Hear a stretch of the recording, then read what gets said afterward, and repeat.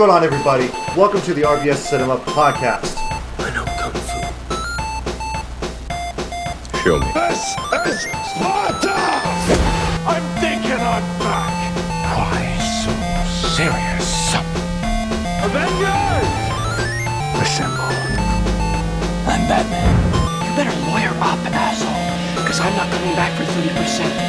I'm coming back for everything. I'll be back. You shall not pass! RBS. Lovely. Welcome, everybody, to another episode of RBS Cinema. This week's episode, we are talking about Tomb Raider. And before we talk about Tomb Raider, I'm your host, Devin. With me, as always, is co-host Jack. I am still Jack. He is still jacking off. Go on, man. I will open professionalism. Anyhow, starting out from the top, thank you everybody so much for tuning in, watching, listening, however you guys are doing it. Really appreciate it. Be sure to follow the show on YouTube and on Spotify, and also be sure to follow our social media account on TikTok and on Instagram, where I'll be posting clips of the episodes that we do on here. And be sure to leave a like, leave a comment, share this around with people that might actually enjoy the topic of conversation that we have coming up for Tomb Raider. I want you to tell all your friends about me. But just in general, just share the podcast. Really appreciate it. Thank you all so much. So, anyhow, we just got done working. It's a long day. Ugh. It was a super long day. Oh, and also, before we get into discussion, if you guys are catching up, we are still in the middle of our summer movie Blockbuster hits.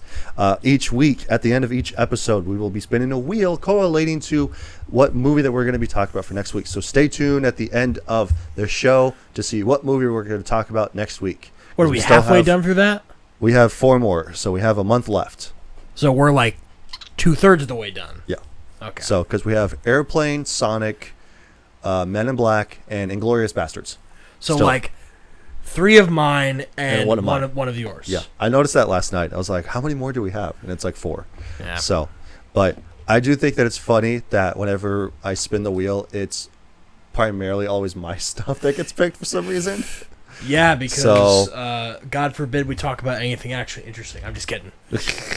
Hey, John Wick was interesting. Not kidding. And the Sonic movie. We haven't talked about that yet. I know. Mission Impossible was also interesting. Which, Yeah. speaking of, go watch that episode from last week. It was good. It's good stuff. Anyhow, yes, we are talking about the 2018 Tomb Raider, to be specific. Yes. Because there is 3 in total for these movies. There is the Lara Croft Tomb Raider movie with Angelina Jolie, and then the sequel to that, which is The Cradle of Life. And then we have this one, which is just called Tomb Raider, which is based about the 2013 remake video game. So, Which is a good game, I will say. it is. It's super good. I was talking about this earlier today. I was just like, so it is the remake movie of the remade game. Or so, when I said it earlier today, it sounded better. I'm just tired. I've only gotten 6 hours of sleep from the night before. But so we have to get this done. Today is Wednesday, by the way, because Devin is going on a trip, so yep, he I'm will going not out be of the state. He will not be going. He will not be able to do it on Saturday, which is when we usually record this. So we have to. Yes. Hence why we're. So forgive us for the probably depleted quality of this potential episode, because we are tired, because we both just worked 8 hours in a sweltering hot warehouse. And it is 96 degrees outside. Yes. And it feels like more. So, because of the humidity. So we'll try to make this review coherent as we possibly can, but no promises. Well, Jack, as you can see, I don't have much about this movie. So. Yeah, I don't have much either. But with that being said, let's go ahead and jump right into Tomb Raider. For those of you that are new to the show, what we'll do is that we'll talk a little bit about what the movie is about. And then talk about writers, directors, stars, all that boring stuff. And then we'll actually get into a further discussion about the movie itself. So let's get it on.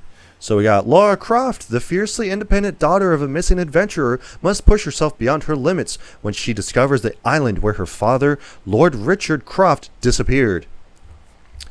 Pretty much that's what it is in a nutshell. Yeah. So, I mean, and then we got director Roar Uthog. his name is Roar? Roar Uthog. Roar Uthog. Yep. Sounds like I've never heard of him Sounds like a name you would prior give, or any time after this. So like a Lord of the Rings orc. You know? yeah, because let's see. That's why he's just worked on B movies. So he's done Troll, The Wave, and Cold Prey. That's what he's known for. B movie. So yeah, because he hasn't been doing much. He's only been doing short films. His first actual directorial debut was Cold Prey back in 2006. And then the last movie that he directed was back in 2022 for Troll. So I do remember Troll coming out. I just never watched it. But I was surprised in the opening credits of this movie that I was surprised I didn't see Square Enix. Because Square Enix makes the Tomb Raider games now. no, they did that. Did they? Yeah. In the opening credits? Uh-huh. Did it say Square Enix? Yeah. You must have missed it. It It was literally front and center. It has the same logo and everything. I must have missed it then, because You must have looked at your phone for like a split second, and you're like, okay. Maybe I did, but like, No, it's there. okay. So, and then we got writers Geneva Robertson Duarte, Alistar Sidens, and Evan Daughtry. Evan Daughtry. Evan, you've seen all these Evan weird names. Daugherty. And then you see. And then these, rolling into the cast here, we got Laura Croft herself, Alicia Vikander. Dominic West plays as her dad, Richard Croft. Walton Goggins is my guy for this movie. Walton Goggins. Plays as Matthias Vogel. Daniel Wu is Lou Wren. Kristen Scott Thomas is Anna Miller. Wait, Kristen Scott Thomas is in this? Why? Do you know her? No, but it's a running joke on you know the TV show Top Gear. Yeah. So they do a bit where when they're ranking cars on like what they call their cool wall, basically they say the host Jeremy Clarkson basically says that and the criteria of whether or not this is a cool car is if you would take it up to Kristen Scott Thomas's house, and if she would get in it with you and go on a date with you, that means it's a cool car. But if she looks at you and says, "No, I don't want to get in that car," then it's not a cool car. So he used that metric and used that actress specifically. That's funny. To determine whether or not if certain cars were cool or not. Yeah. So I find it funny that that's her who is that character in this film. Right. I didn't even notice because I didn't know what she looks like. I only know the name, so that's kind of funny that she's in this film. Yeah. But I also wanted to give a quick shout out to Nick Frost, who's in this, who plays as the pawnbroker. So if you remember him, what has he been in?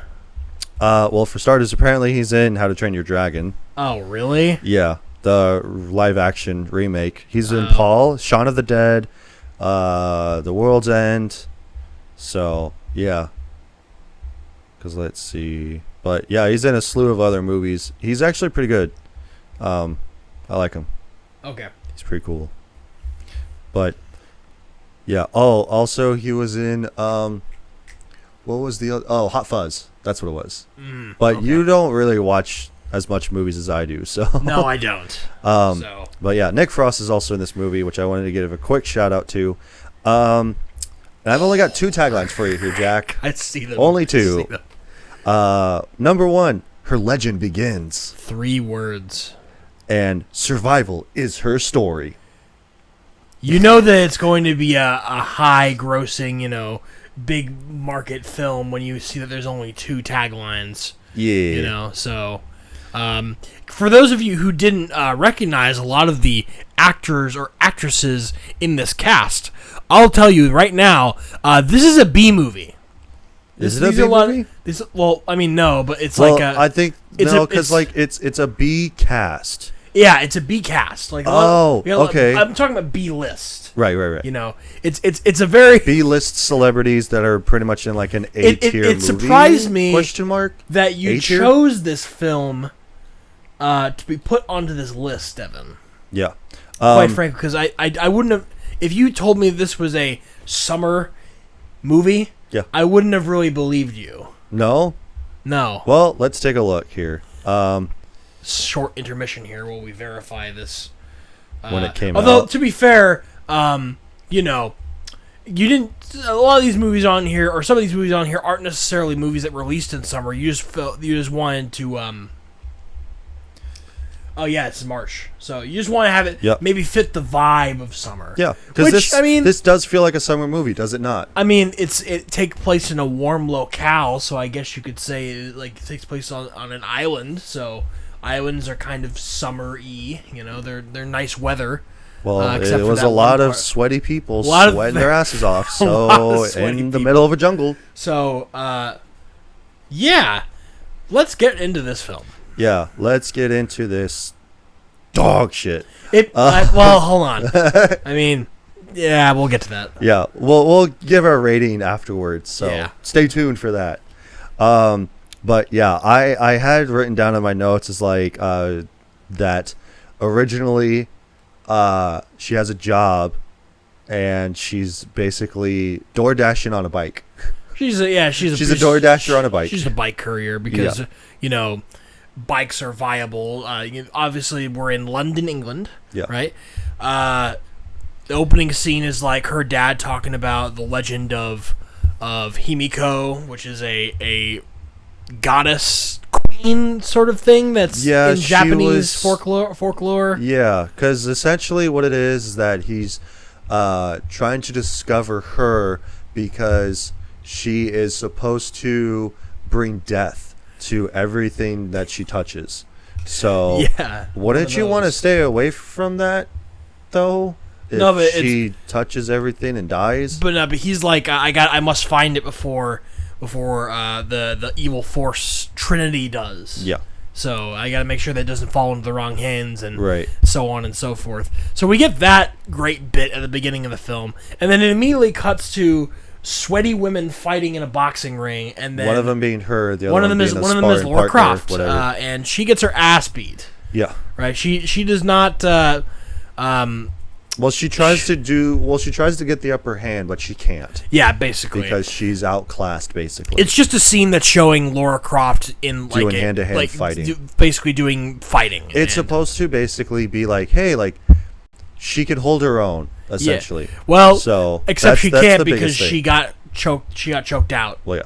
And they even say that she got whooped. Right. So not great as a starting point to like, oh, this is. Also, I think that's picking up the microphone. Just so you're aware. My bad. So, because I keep seeing it spike. So. Sorry, I'm fiddling with my microphone as I'm talking. Yeah. I'll keep my hands to my side. I have a fidget spinner if you want to fidget with it. No, or like thanks. a fidget I'm good. cube. But I got a fidget cube if you want to play with that. No, I'm good. Thank you. Oh. Though, but basically, the opening scene is to establish that one, she can fight people. Yeah. Two, she's broke. Right. Because even though she keeps coming to the gym, she apparently has a tab on a gym. Yeah, gym. she's like 6 months behind on for payments paying for the gym membership. And so like this isn't like a working out gym. This is like a boxing gym. I guess we can work out, but you can also spar in the ring and stuff. Like who gets behind on gym membership payments? Right. It's a bit weird. It's also the thing of being like, okay, well, at that point, it's all like, okay, you're 1 month behind. Well, what's the problem? Oh, like I just haven't gotten paid yet. It's like, oh, okay. After 2 months, why don't you just be like, okay, you know what, your ass is out of here, dude. He's like, what is it? Like, I think it's like 3 or 6 months. I can't remember. Yeah, it's like, and he literally just the guy who owns the gym is like, literally, Laura, just get a job.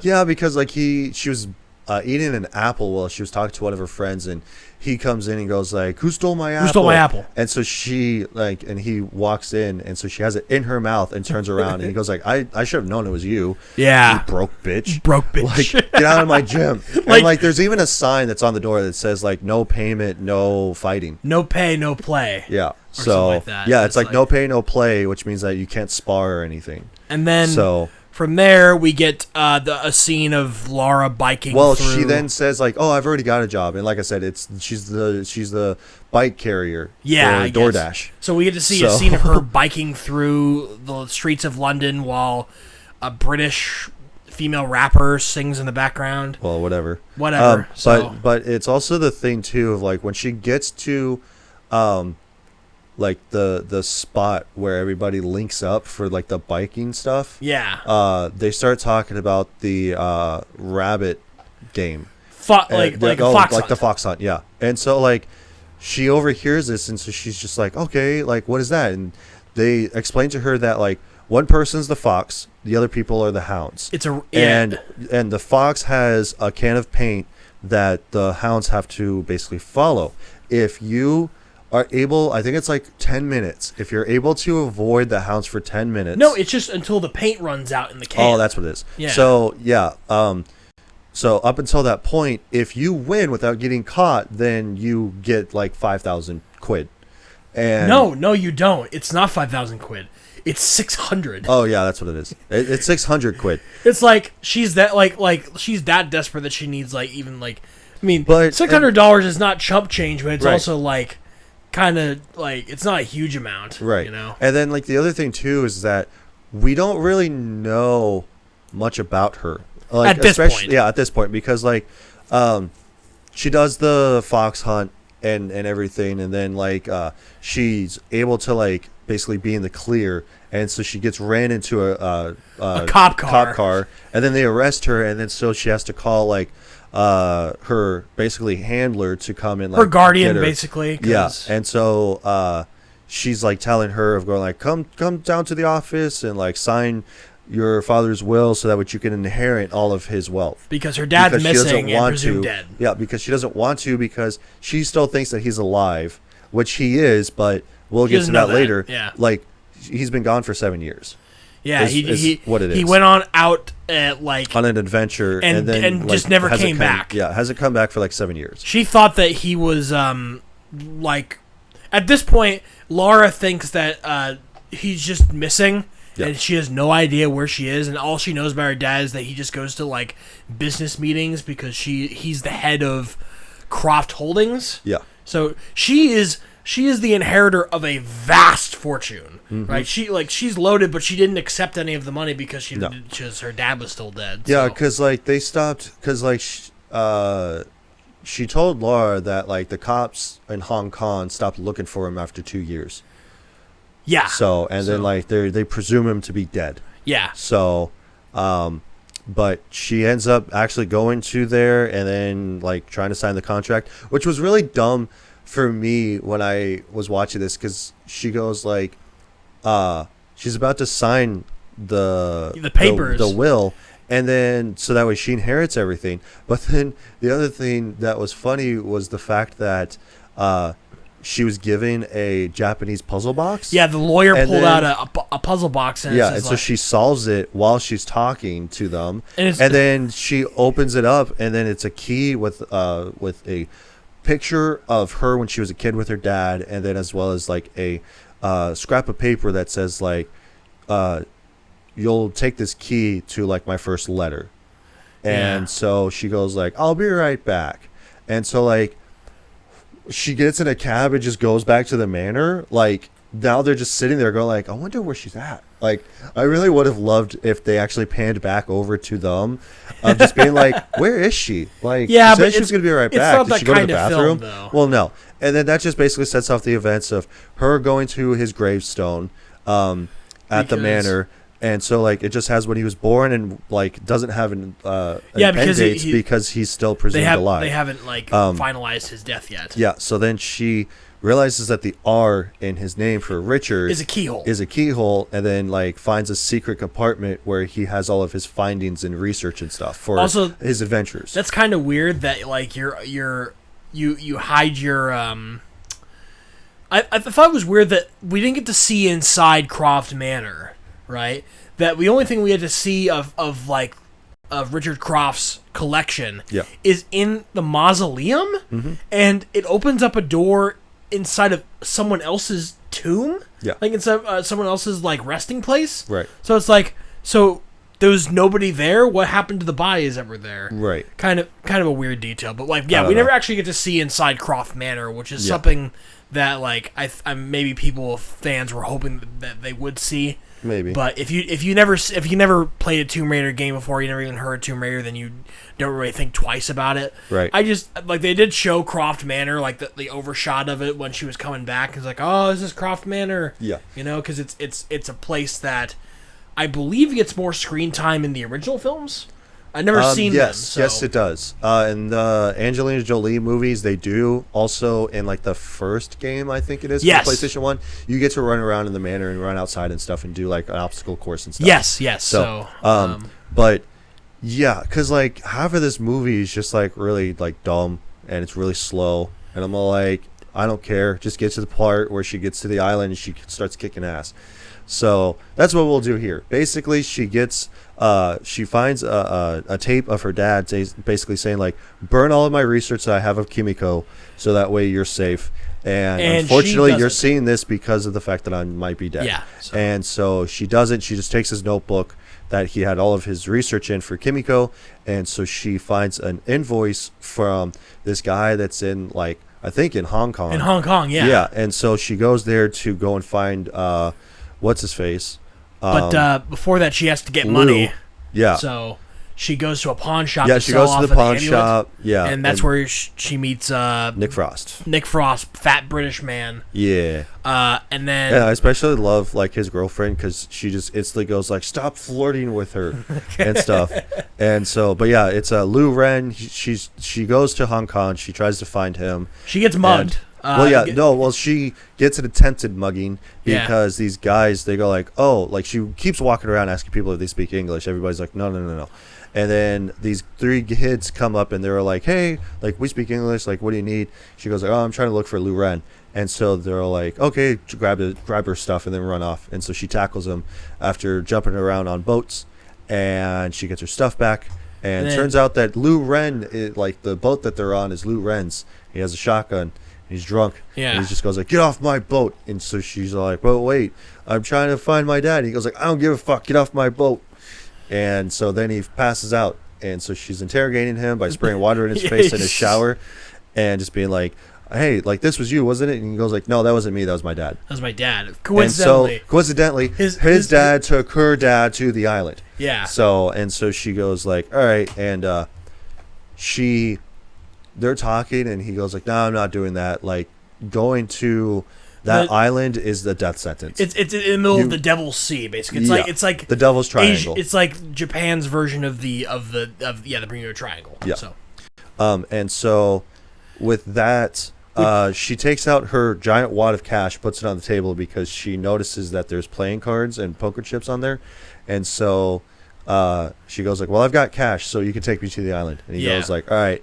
And so I have this written down too, like, it'll be an adventure. And he goes like, death is not an adventure. It'll be an adventure. Death is not an adventure. And I'm like, I actually really like that line. Very cheery. So, which is actually like pretty much in the game. Which I also, speaking of the game, there's only one similarity for the game, which is just her on the island taking out mercenaries and stuff. That's the only thing. But the difference between this and the game from 2013 was the fact that, for one, yes, she gets on a boat. Yes, she goes to the Devil's Triangle to go and like find this this thing. But she's not searching for her dad. She's just going to this adventure just to do this sort of thing, just to basically find this treasure or whatever. And so she gets this crew together, and she only has the one guy in the movie. Yeah, I she noticed had that like too. a crew of people that is like a chef, navigator, like a researcher, like all of these different bunch of people to play a And she different had role in this game. She had her best friend, and she had her mentor who Yeah. actually trained her how to do stuff like Right. survival skills. Yeah. In the game, and I also noticed that it's kind of weird. Like you really man this ship with just 2 people. It's a Right. big ship. Yeah, I was gonna say it's a big ship, but like Yeah. even in the game, it's like a bigger ship. Maybe It's the like a writers bigger wanted vessel. to maybe go away from the original plot of the game in small tiny bits and just reference it. Maybe because a little like more. what ends up happening in all of these video game based movies is the fact that they get certain things right and then they don't.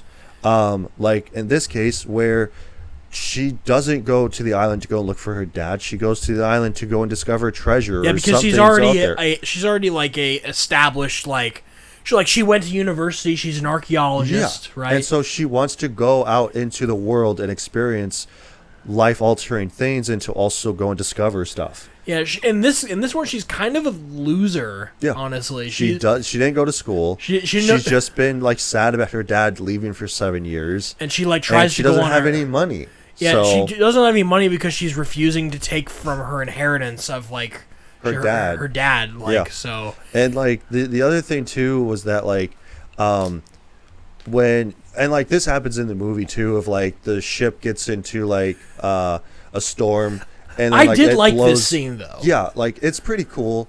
And like the thing was too that she had the Chinese puzzle box with her, and when she was putting her stuff back in her bag, when she was going to get off the boat, she just left it there. she just left it there, and I'm like, well, then what the hell was the point? Well, that was just there to find the coordinates, I believe. Maybe. Because like another thing I noticed too is like the way that she found the island, she had no idea where it was. She got the coordinates from clock hands. Like the clock hands were because like he's resting from a hangover, and she's like, what do these markings mean, and blah blah blah, and he sees them and then looks up at the clock and he goes like, they're clock hands. It's like he knew immediately when he's hungover. It's like Right. It's like, no, you wouldn't have known that. Like Yeah. somebody told you that. It was the writer, okay? Writer told you that. That was kind of interesting, but But I'm pretty sure that the puzzle machine was just for helping with more like deciphering the notebook, Maybe. right? So once she deciphered the notebook, she didn't really need it anymore. But then you also have to keep in mind that Walter Goggins had the notebook too. no, he Later. took it from her. Well, yeah, that's what I mean. But if she didn't interpret anything from the notebook, like in the notebook, then he wouldn't have discovered anything that what he was talking about in the book too. She translated it. Well, I know that, but Yeah, still. but so she just took her notes. Yeah, basically. but anyhow, she washes up on shore. She washes after up the on ship- shore. She gets knocked out by Walter Goggins, and he is there to basically try to find Kimiko, so that way Trinity can have Kimiko under. Himiko. Is it Himiko? Yeah, it's Himiko. Oh, I thought it was Kimiko. No, Himiko.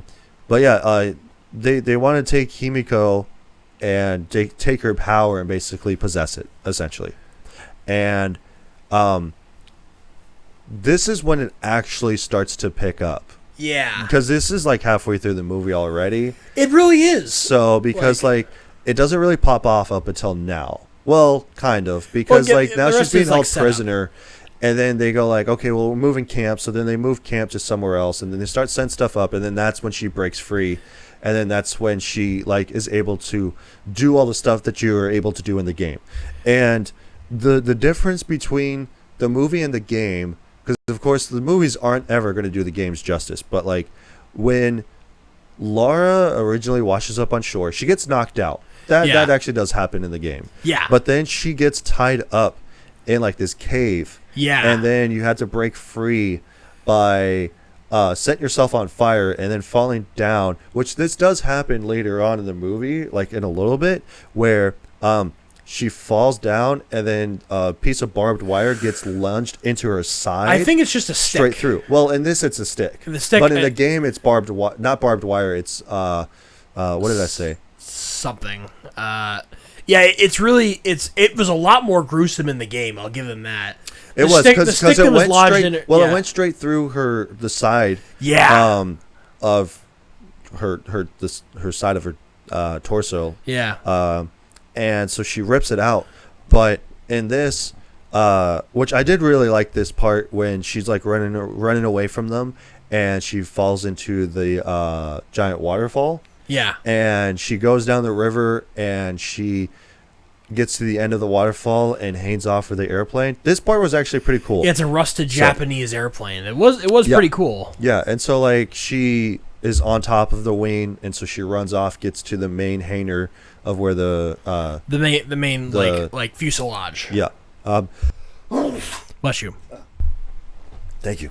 And so this part I actually really liked, and because this is kind of like what happens in the game, and because like you're walking around the airplane and stuff, and like you're looking for something or whatever, and so the plane just starts breaking apart because it's all rusted and stuff, and she gets to where the window, the cockpit, is. The cockpit where like the window would be underneath, so like you could see enemy ships like below you and stuff, and so like everything's breaking, so then she sees that the parachute is right above her, so she quickly grabs it, and then when she's falling, she of course opens the chute, and it's full of holes. And so she's able to actually get away, but she ends up running into trees. Yeah.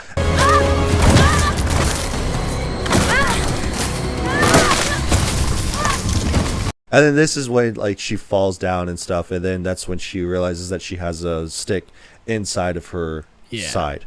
I do like that the parachute was full of holes. Yeah, it wasn't like a brand new parachute. Yeah, it would have been cheap if it was just like an untouched parachute, because I mean it's a World War II Japanese like plane basically. Yeah.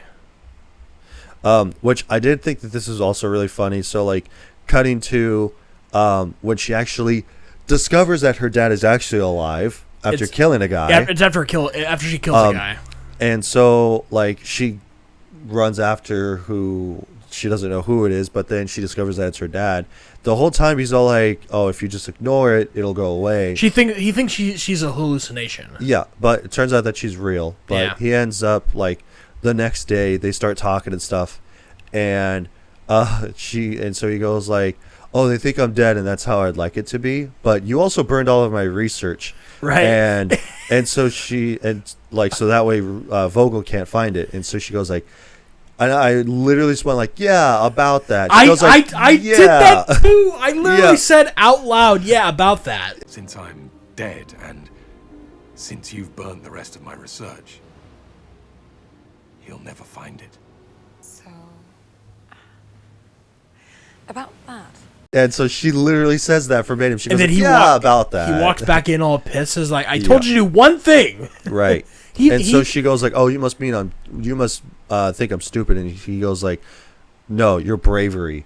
Yeah. I underestimate. You must have underestimated my stupidity or something like that. No, I underestimated your bravery. Right. Which is a pretty touching moment to be like, "Nah, I'm not calling you stupid because you're not stupid," because he was even cutting his beard with a pair of scissors, and he goes like, "What school did you end up going to, Oxford or Cambridge?" She goes like, "I didn't even do that, dude. Yeah, like I've been too sad and depressed to think about that, so I've just been fucking around." So yeah, again, it's like it's a huge contrast from how she normally is, where she is already in the games. She's already it's like an esteemed. She's already she's not an established adventurer, but she's very knowledgeable about the stuff she has the credentials to be able to back up what she's doing, and that's why she was able to gather a crew of people in the game, right? And why in this one she was able to convince a drunken man from Hong Kong, a drunken sailor, a drunken sailor, to borrow his boat and then go to uncharted waters, and whatnot, right? So. But. Then we'll cut to where they find where the tomb is, and then so she starts unlocking it and stuff. And so her dad, Walton Goggins, and then like a couple of the guys on his crew are going through, and they're walking down the corridor, and I have this written down too, to where it's all like, or one of them, either she does or one of them steps on a trap. Yeah. And then spikes come up. Yeah, it's a booby trap. And then like, but nothing happens originally, like at first. So then, one of the guys gets scared, and the other guy goes like, you should have seen your face. And then Spike comes right up. Yeah. And I'm all like, that's funny.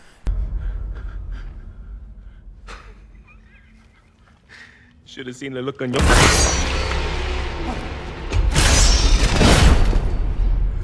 That's hilarious. It's like, you should have seen your face. I mean, in these like treasure hunting like movies, you have to have someone get killed by a booby trap. You need a couple of, you have to like, have a dumb no guy names get killed. Yeah. And then they finally make their way to finding Himiko. And then they discovered that, like, because they were like, okay, let's grab her, let's bag her up, let's take her. And then they find out that, like, if she touches you, you're dead. Because, like, she's a carrier of a virus, yeah, or a disease, basically. Right. And so that's what they want. And so I just thought it was funny because I'm all like, oh, she has STDs. That's why. Oh, that's not what I think. I was just, I was thinking, oh, come on. It was just like a zombie virus. Yeah, you know, it's like, is that what we're really going with? Because that's not what happened in the games. No, it's not. In the games, like, Himiko was actually like real. Yeah, and like the other thing too was like in the games you had to deal with mercenaries and like village people basically, like islanders. Yeah, islanders. So or like cultists basically. Yeah, and like that was the thing. But like in the movie, you just deal with the mercenaries and that's it.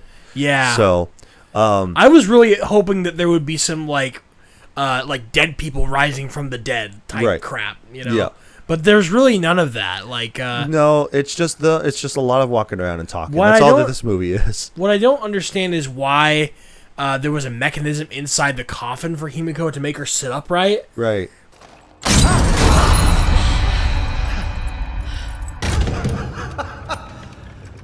See? Smoke and mirrors. Was it there just to scare off people who made it that far inside the tomb? But it's probably. Like, why would you have it set up like that when you already have a dozen? You not only have the spike trap, yeah, you have the collapsing floor room. Yeah, and you also have a giant like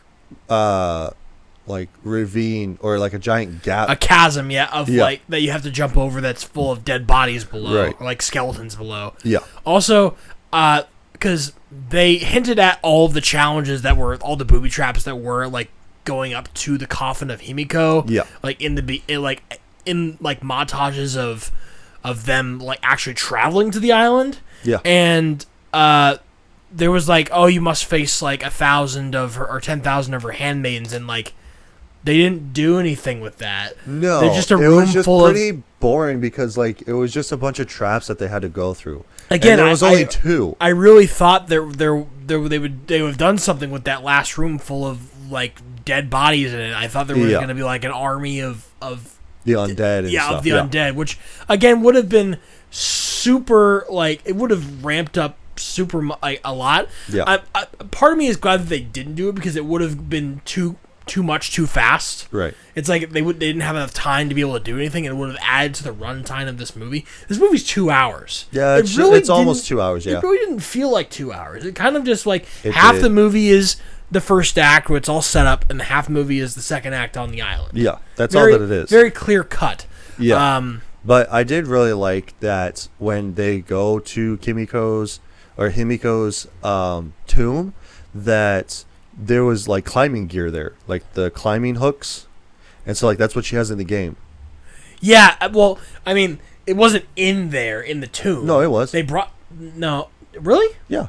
Was there a guy with a thing sticking out of his head, or is just it was off on the side of the tomb? I think it was one of the guys like used them or that's something. What I mean. They brought it wasn't in the tomb. Because like when I saw it, I was all like, when they first I thought that it was in the tomb with them. No, not that they brought it. They with brought them. it with them. Yeah, but that's the climbing hook that she has in the game, which is something you can like upgrade and like enhance. So Yeah. that was a cool nod to the games. Yeah, and it's the exact same one that you would get in the game too. Yeah, I it thought was actually it looked pretty cool. exactly the same. So, but yeah, I had that written down like, oh, she finally has her climbing stick. Yeah, So, but basically, yeah, so she, because Walton Goggins, he takes a finger of Himiko, puts it in a baggie, puts it in his pocket, because then her dad starts like shooting at him, and two guys end up having like the virus, and one of them actually gets up because they shoot one of them, and the other one runs off of Laura, and so she ends up killing him. Yeah. And the other guy that's infected starts like attacking her dad, And I guess then he bites him? No, he was holding him Yeah. on like like in his face With his hand, yeah. So maybe he got saliva on him or something gross. Or maybe he did bite him, I don't know. But yeah, and so like he had this plan to basically like blow up the tomb so that way nobody else can get to her and stuff. And then her and Walton Goggins, they end up fighting, and she ends up taking the finger, putting it into his mouth, and so that way he dies and kicks him off into the gap. Sparta kicks him into the gap, and then so she makes her way out, and which there's a bunch of villagers there because they're holding them captive, so that way that they can basically try to find this tomb originally. And they break free by the help of Lu Ren. Yeah, and then they find her in the rubble. The rubble. And then they pull her out, and then they see a helicopter flying overhead. It was the transport that Walter Goggins' character, Matthias Vogel, called in to like get the corpse out of there, and they were like, Vogel, where are you? Yeah, we're here to pick you up. And then they they're land. like, all right, well, you're going to take us home. Yeah, they just have a bunch of people with guns, and I was surprised they got everybody on the helicopter. Yeah, so that was super convenient. Yeah. Especially since in the game, it was like a big thing that they couldn't get off the island no matter what. And right. In the movie, Matthias Vogel just has a satellite phone. Because, like, the thing is that in the games, there were these cell towers. Yeah. Right? That, like, jam signals. You have to disable all of them in order to, like... Open up more environments and stuff, I think. Or no, it wasn't that... I'm sorry, my bad. It wasn't that there were towers in the games, that you had to climb a tower to get signal. But there weren't jammers or anything like that. I'm thinking of like, Far Cry. But, but same premise, you know. Right. Yeah, and then, like, the ending to this is just her going back to... the Croft Holdings, basically. Yeah, Croft Holdings just to sign it. And so she basically gives the power to Anna, her guardian, basically. Yeah, and so then she realizes, like, and then so she goes back to the manor. Now they're starting to clean stuff up at the manor. And she goes to the tomb of, like, her dad with all of her research in it. Her dad's stash. And then so he was on the brink of realizing who was controlling the strings for Trinity, and she starts clicking together that it's actually Anna. Well, she first found out because the lawyer slid her a book of like, okay, this is all of Croft Holdings assets. Yeah, and then so she discovers that it's like, what is it called? Like Patna, I believe. Patna Inc. or something. And it's like another name for Trinity. Right. And that, she just gave away all of the company stuff to her. So it's huge sequel bait. Yeah. Which never happened. No. By the way. There was never a sequel. Especially since now it's 2025 and that came out 2018. Yeah, I'd say that it didn't do well. But that's it. That's Tomb Raider. Well, did you see like the quote unquote mid credit scene? Oh yeah, I did. I'd see that because like she goes back to the pawn shop. She buys back her necklace. And so she starts looking at the case behind them, like in the other room. And so it's just a case of like guns that are there. And I had this written down too, because she notices the gun that she really liked. And so she goes like, oh, you fancy that one, huh? Yeah, that one's my favorite too. And so she goes like, it's the HK-USP 9mm extended mag. And so she goes like, great, I'll take two. And then that's supposed to be like geared up to be the sequel where she actually has her iconic guns throughout the rest of the series. What you got there is a HK USP 9mm extended mag. It's my personal favourite. You like that? I do. I'll take two. which that is the end of Tomb Raider. We basically speed ran through this one because there's not a lot that happens in this movie, honestly. Before we finish, I would like to talk about the guns for a second because it's very strange.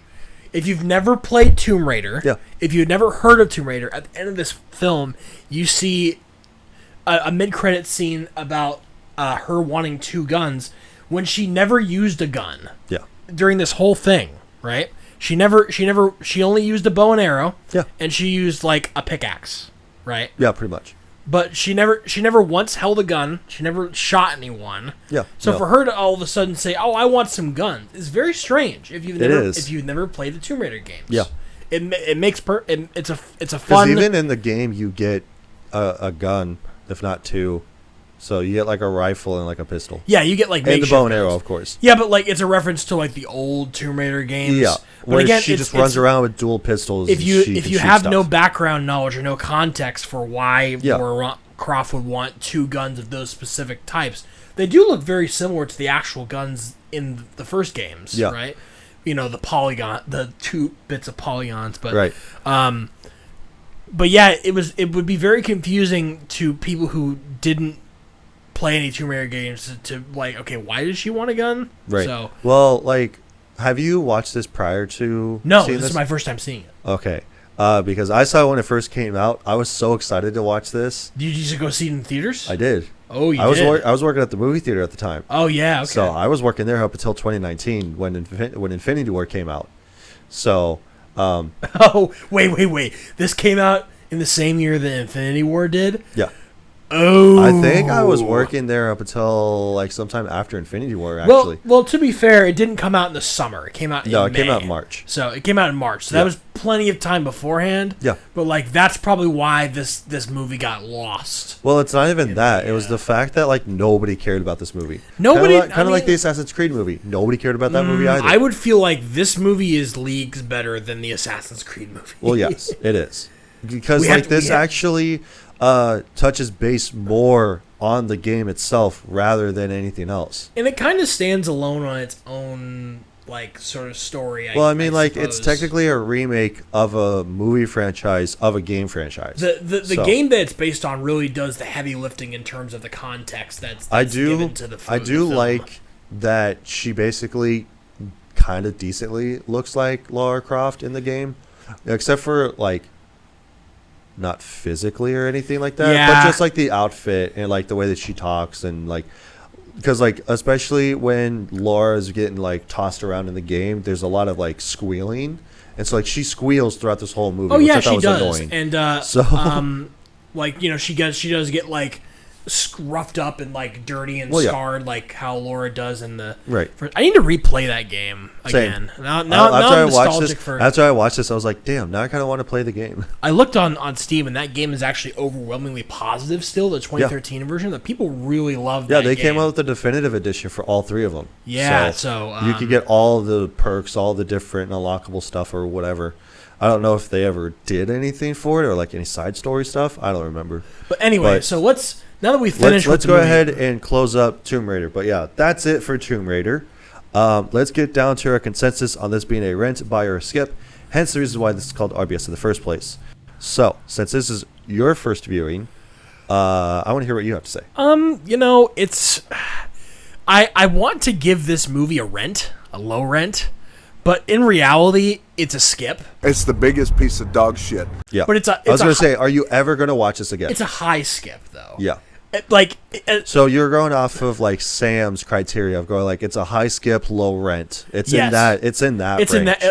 It's not like but like the reason that it's a skip ultimately it's a rip is that why would you watch this movie when you could just play the game instead? Right. I guess and it's have like a lot more fun doing it. I guess for it's even like, well, longer. if I don't have a thing to play the game on, then I could just watch this movie instead. But like, you'll get so much more out of playing the game than watching this movie. Oh yeah, plus you'll actually get fulfilled. I will say though, it wasn't as bad as I thought it was going to be. Yeah. I saw the review scores of this movie on like Rotten Tomatoes, and I saw that it was like 50s across the board for both audience and critic scores. So when you first said that it was the 2018 version, I'm like, oh boy. Yeah. Which I did notice that, like, in last week's episode, I said it was 2016 because I thought it came out in 2016. Yeah, no, it's 2018. Yeah, it's 2018. So it wasn't as bad as I thought it was going to be. It's okay. It's a decent adaptation of a game, you know. But it's definitely the game one of is the way better ones. It's definitely one of the better video game movies It's to come out. it's inoffensive. I will say that. Could have done with maybe a little bit less of the exposition in the beginning. Maybe try to make Lara Croft a bit more appealing to audiences. Yeah. Because you know she's going to do it because she's Lara Croft, I guess. But like, there really wasn't much like me rooting for her to like. Right. It's like, get the bad guy. I wasn't like rooting for her downfall or anything like that. No. But I You're just sitting there going like, okay, what's next? Yeah, it was okay. I will say I would give this movie, if I gave it, I'd give it a red skip, but I would really give it like on a scale of like 1 to 10, I'd give it like a 5.5. You know? Yeah. It's like just very middle of the road. Just it's an average movie. I certainly wouldn't pick it to watch over anything else that we have on this list for sure. No. It's definitely better than Hobbs and Shaw. Like, I'm going to be comparing everything that we have Hobbs and to Shaw Hobbs and Shaw just because we need one. So yeah. But ultimately, yeah, I would give this movie a skip.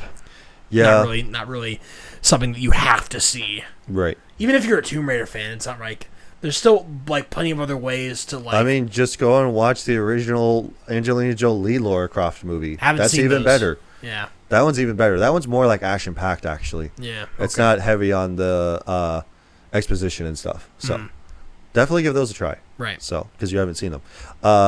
Let's see. For me, I would also say that this is a skip for me. It's the biggest piece of dog shit. Yeah. Even though I own it on digital now. Well, because you had to, right? Because you had to be able to do it to be able to buy this, right? To be able to watch it. I didn't remember specifically how not good this movie was. All I remember was like the first time that I watched it in the theater, and then that was it.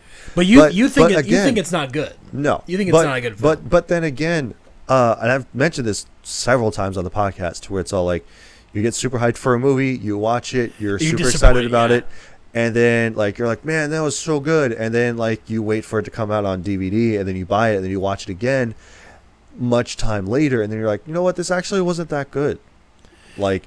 And again, it's always the excitement and the anticipation of what's going to happen when you go and see it for the first time. Yeah. And it's not like, oh, I've seen this before, so I know what happens. It's not that.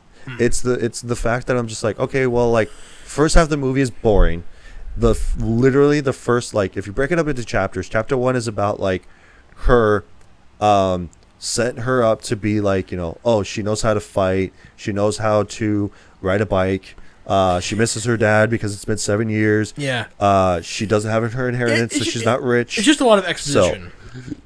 But like the acting is decent. It's okay. So, but like I will admit she does a pretty good job of portraying the recent iteration of Lara Croft. Right. So, but other than that, like, they didn't really pull much from the game as it was anyway. Like and like I think the only thing they brought is Himiko and Yamatai. Yeah, and the mercenaries. That's it. Yeah, like the reason why that she's there is completely made up. The crew that she had in the game, there's only down to one person who's not in the game, who's not even in the game, who's a completely made up character for the movie. New character. And like her dad's alive. And a character, except until he apparently her character is really smart, but she didn't go to like a university. She's smart but lazy, which is a weird way to portray Lara Croft. Right. Instead of like intelligent and driven. Right. Which is how I would describe Lara Croft as. Instead, she's intelligent and lazy. Right.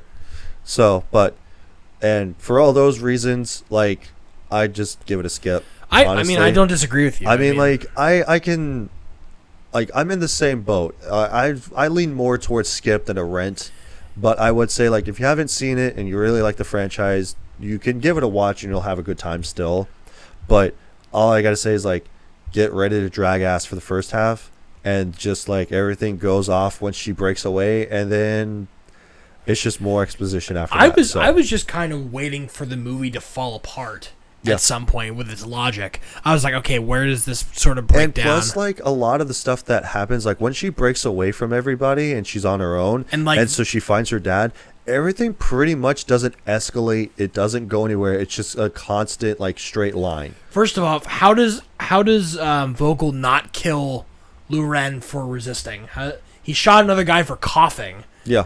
In the movie For basically like, being for dead, nothing, right? for dying, And essentially. how did were they not able to shoot Laura as she was running in this straight line? Right. Also, how was Laura able to sneak into this camp with a bow and arrow? Yeah. And she shoots one guy. Like, why would you do that? Yeah.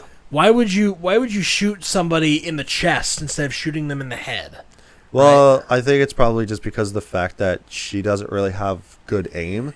It could be that, but I feel like it would be more gruesome if she did shoot somebody in the head. It's just like there's way more stealth in the game than there was. Oh, yeah. It's like, okay, She basically just like shoots everybody that's in the camp, Yeah. or she shoots a couple guys, gets the sat phone, and then runs away. Yeah, So- because So again, to reiterate, this is a skip for me just because why would you watch this film when you could just play the game instead? Yeah, exactly. And just have a better time doing it. It's a much better story, I Yeah. feel like, and then you can go on to play the game after that, and then Right. the game after that. You Yeah. know, you get like 60 hours worth of content right there if you really wanted it. It's kind of like as opposed comparing to 2 hours of this. It's kind of like comparing a movie to a book. The book is way better than the movie because, like, of course, it has all that added detail. It has stuff that you wouldn't have been able to see during the movie. So I feel like it's kind of like in that regard of going like the video game is way better than the movie, but the movie kind of complements the game too. So it's kind of like there's not many things. video game movie adaptations that do that though. No. It's not very good. It's not very complimentary. Right. I find. So anything else on this movie? I think we're done. Okay. Last thing I got is just suggestive people. So what we'll do is that we will take a 1, 10, if not both star review on IMDb and see how these people put down for their review. Yeah. So, since we both said it was a skip, we're going to do a 10-star review. I thought that we would do. Yeah. That's fine. So, this person says, which keep in mind, this is earlier this year, 2025. Really? January. They said, top notch. Vikander, wow. Just wow. Her performance is super amazing. Honestly, I couldn't help but wish for her to appear in every scene, which she pretty much is. Was it the laughing, crying emoji? It is. The introduction is so great and made me geared up and ready for what's about to come, which there's not a lot to actually come about this. I wish the movie was set in more islands, though. It would have been more adventurous, and the plot is on point. I really loved it. This is fun, honestly. I would recommend it, especially on a bad day or when there is bad weather and you're looking for something fun and thrilling to watch. I will give it a 10 out of 10 and wish if there was even a higher rating than that. It's super amazing. It's super amazing. Again, if I am on a rainy day, I'll just play the video game personally. Yeah, I'd rather just play the game rather than just like watching the movie for 2 hours. Some of these 10 out of 10 reviews that I think that like if they're in modern day, like within like year of our Lord 2024 2025, yeah, I have a high it's a high likelihood that this review is written by AI, you know? So yeah. Because like there's some that are like super like small, like this one. It says like absolutely awesome, just went to see this today, which when it came out back in 2018, took the kid and we all loved it. Felt like Indiana Jones without Harrison Ford, although the first 5 minutes were a little complicated and then the next 20 minutes a little slow. The last 90 minutes were fantastic. A great family day out at the movies.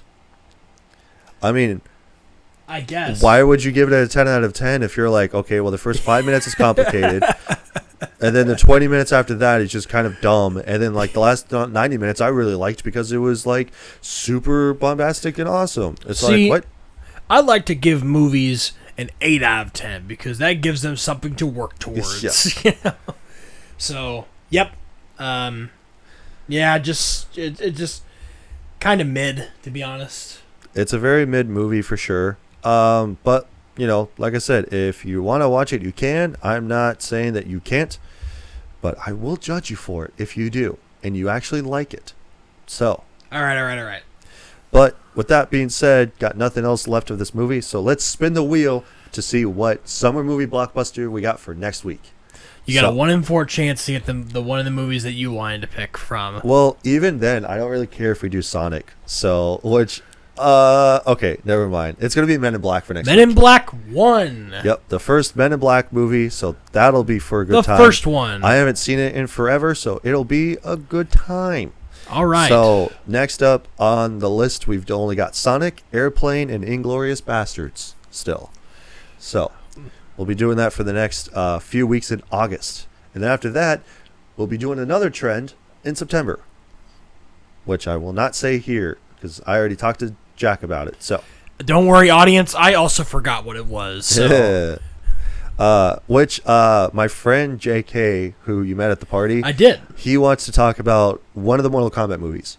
Right. He said that he wanted to talk about either the first one from the 90s, the second one, which is the dog shit sequel, or the remake that they did a few years ago. I haven't seen that one. I was tempted to watch it, but then Mortal Kombat has sort of fallen off for me. So. Yeah, well, they're coming out with a sequel. I did see that in October. Yes. So this will be good. So we'll see. I don't know. I haven't seen any of them in forever, but I feel like that the first one from the 90s, I think it's 94 and 95. The theme song for is one just is super nostalgic, and two, I feel like we would have a better time talking about that one rather than the remake. So yeah, I don't know. It's kind of up in the air at this point which one I want to talk about. But again, this isn't just my show, even though I basically did the whole thing. But thanks, you're also a part of the show. I was getting to that. Thanks, Devin. This isn't my show, but I basically do everything around here, and you're just sort of my guest. No. I edit the podcast. I set up all the recording. We do it at my apartment, so I do. I do everything, but it's not mine. And I watch all of the movies. It's not just my accomplishment, It's our accomplishment. I watch the movies too. I know. No, I'm saying that this is your first time watching these movies. Some of them. Have you seen Inglourious Bastards though? Yes. Okay, good. I have. You've seen Men in Black, right? Yes, I have. Okay, good. The only one that I haven't seen on our remaining list is Airplane. Yeah, I haven't seen I figured as much. But yeah, I don't know. Anything else? No. Okay, cool. We'll keep this going. So with that being said, again, thank you all so much for tuning in, watching, listening, how you guys are doing it. Be sure to do all the stuff. Subscribe to the channel, and we'll see you guys next week for Men in Black. Men in Black. I was going to say Tomb Raider, but we already did that. that. So, bye. Bye.